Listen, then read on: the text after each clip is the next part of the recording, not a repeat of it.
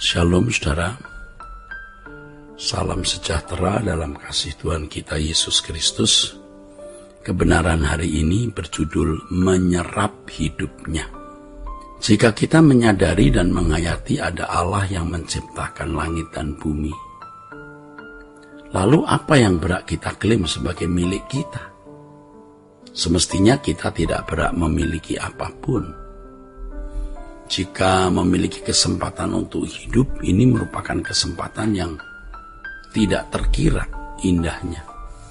Tetapi perlu dipermasalahkan bagaimana sikap hidup kita. Apakah kita masih merasa memiliki sesuatu di hadapan Tuhan? Banyak orang merasa bahwa dirinya memiliki hak di hadapan Allah.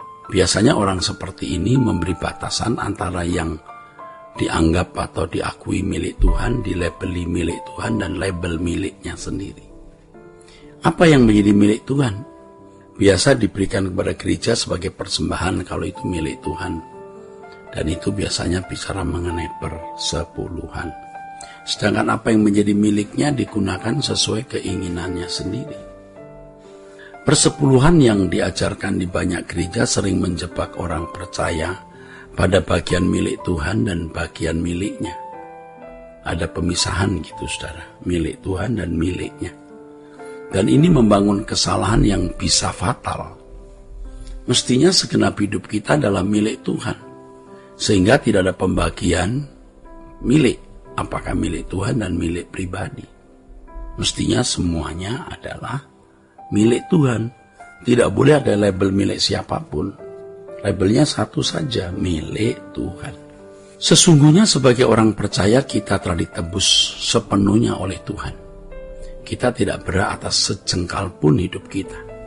Dalam 1 Korintus 6 ayat 19-20 dikatakan demikian, bahwa kamu bukan milik kamu sendiri, karena kamu telah ditebus, dibeli dengan harga yang lunas dibayar. Jelas itu saudaraku. Jelas sekali bahwa kamu bukan milik kamu sendiri. Jelas, ini harus dipahami dengan benar saudaraku. Jadi setiap orang yang telah ditebus Tuhan tidak berhak memiliki dirinya sendiri. Baik itu keluarga, harta, fasilitas, kehormatan, dan kesehatan. Itu dia, ya. Ini harus dipahami. Ya saudaraku, semua juga milik Tuhan. Baik itu keluarga, harta, apapun lah ya. Harus kita kelola untuk kepentingan Tuhan. Seharusnya tidak ada yang disebut sebagai milikku dan milik Tuhan. Tidak ada, semua juga milik Tuhan. Dalam 2 Korintus 5 ayat 14 dikatakan, sebab kasih Kristus yang menguasai kami, karena kami telah mengerti bahwa jika satu orang sudah mati, supaya mereka yang hidup tidak lagi hidup untuk dirinya sendiri, tetapi untuk Dia yang telah mati dan telah dibangkitkan untuk mereka. Dari ayat ini dapat kita simpulkan bahwa kematian Yesus membawa orang percaya kepada satu kawasan baru. Kawasan tersebut adalah kawasan hidup bagi Tuhan. Hidup bagi Tuhan tidak boleh disederhanakan dengan menjadi pendeta atau pelayan gereja sepenuh waktu atau full timer.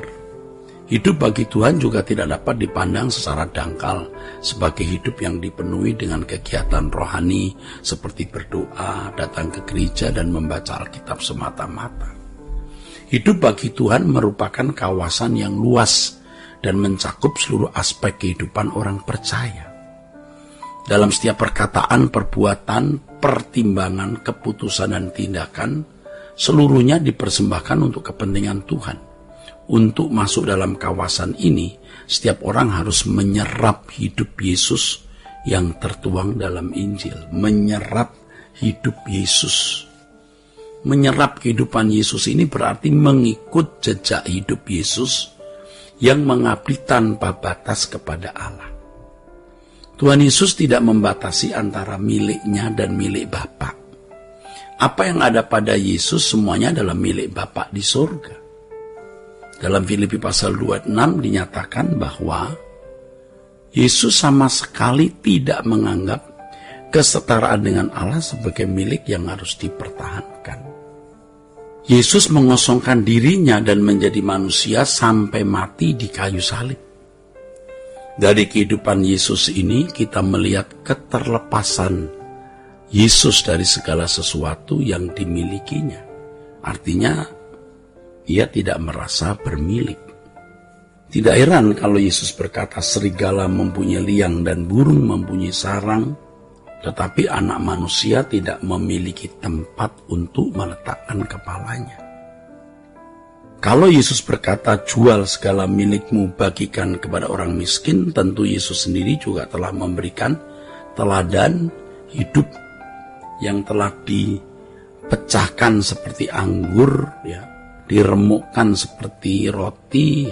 Nah ini, orang seperti ini orang yang rela benar-benar tidak bermilik. Yesus telah memberi teladan, saudaraku, memberi teladan. Bagaimana memberi hidup tanpa batas bagi Allah Bapa. Ketika manusia hari ini hidup terbatas dengan Allah, Yesus memberi contoh hidup tanpa batas. Manusia biasanya membatasi, ada milik Tuhan, ada milikku. Yesus memberi contoh hidup tanpa batas. Semua dipersembahkan untuk Bapa. Yesus mengorbankan kemuliaan, bahkan nyawanya, demi kepentingan Bapa dalam menyelamatkan umat manusia. Jadi berbicara mengenai memberi hidup kepada Tuhan, bukan berapa persen yang kita harus berikan untuk pekerjaan Tuhan. Sebab segenap hidup kita ini pekerjaan Tuhan. Tubuh kita sendiri adalah milik Tuhan untuk menggenapi pekerjaannya. Bisnis, karir, pendidikan, tabungan, dan deposito kita adalah milik Tuhan semata-mata. Berbicara ini bukan berarti seluruhnya kita serahkan ke gereja, ya saudara. Seluruh fasilitas tersebut harus kita gunakan secara bijaksana dalam pimpinan Roh Kudus. Baik itu untuk menghidupi keluarga, membantu keluarga besar yang kekurangan, menolong masyarakat yang membutuhkan, atau untuk berbagai macam pekerjaan Tuhan di dalam gereja. Semuanya itu harus kita lakukan dalam pimpinan Roh Kudus. Jadi kita tidak membagi hidup kita dalam kapling-kapling. Ini kapling Tuhan, ini kapling saya. Tidak boleh. Tapi kita hanya menunggu komando Tuhan apa yang harus kita lakukan. Hal terpenting bukan berapa yang kita beri, tetapi apakah kita telah menyerap hidup Tuhan yang tanpa batas mengabdi kepada Bapa. Jangan sampai kita masih merasa berat atas hidup kita sendiri dengan memberi batasan antara milik kita dan milik Tuhan, saudaraku. Ya, jangan sampai kita merasa masih memiliki hak. Hendaknya kita melihat segala sesuatu yang Tuhan percayakan dalam hidup kita sebagai milik Tuhan yang harus kita kelola dalam pimpinan Roh Kudus, saudara. Ya, dengan ini sebenarnya kita menyerap hidup Tuhan dalam hidup kita. Kita menyerap Tuhan untuk atau di dalam hidup kita dan meneladani jejak Yesus. Demikianlah kebenaran hari ini. Tuhan memberkati.